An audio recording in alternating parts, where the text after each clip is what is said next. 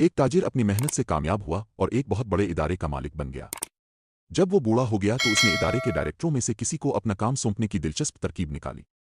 इसने इदारे के तमाम डायरेक्टरों का इजलास तलब किया और कहा, मेरी सेहत मुझे ज्यादा देर तक अपनी जिम्मेदारियां निभाने की इजाजत नहीं देती, इसलिए मैं अब में से एक को अपनी जिम्मेदारियां सौंपना चाहता हूं। मैं अब सबको एक एक बेंच दूंगा। इसे बेविने के 1 साल बाद आप इसकी सूरत हाल से मतला करेंगे, जिसकी बुनियाद पर मैं अपनी जिम्मेदारियां सौंपने का फैसला करूंगा। कुछ अरसा बाद सब डायरेक्टर अपने बीच से अल्फाग्नी वाले पौधों की तारीफें करने लगे, सिवाय जैद के जो परेशान था। वो खामोश रहता और अपनी खुफ्त को मिटाने के लिए मजीद मेहनत से दफ्तर का काम करता रहा।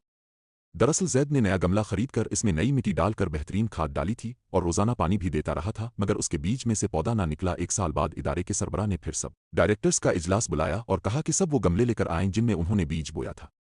सब खूबसूरत पौधों वाले गमलों के साथ इजलास में पहुंचे, मगर जैद जिसका बीज आगा नहीं था वो खाली हाथ ही इजलास में शामिल हुआ और इदारे के सरबराह से दावर वाली कुर्सी पर बैठ गया। इजलास शुरू हुआ तो सब ने अपने बीज और पौधे के साथ की गई मेहनत का हाल सुनाया, इस उम्मीद से कि इसे ही सरबराह बनाया जाए। सबकी तकारीर सुनने के बाद सरबराह ने कहा, एक आदमी कम लग रहा है। इस पर जैद जो एक और डायरेक्टर के पीछे चापा बैठा था खड़ा है कर सर झुकाए बोला, जनाब, मुझसे जो कुछ हो सका मैंने किया, मगर मेरा वाला बीज नहीं आगा। इस पर कुछ साथी हंसे और कुछ ने जैद के साथ हमदर्दी का इजहार किया। चाय के बाद इदारे के सरबराह ने ऐलान किया कि इसके बाद जैद इदारे का सरबराह होगा।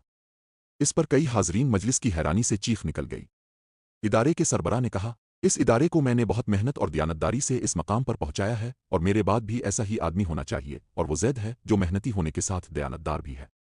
मैंने अब सबको अलिफाबली हुए बीज दिए थे जो अलिफाग नहीं सकते, सिवाय जैद के अब सब ने बीज तब्दील कर दिए। ए बंदे, मत भूल के जब कोई नहीं देख रहा होता तो पैदा करने वाला देख रहा होता, इसलिए दयानत का दामन ना छोड़ना।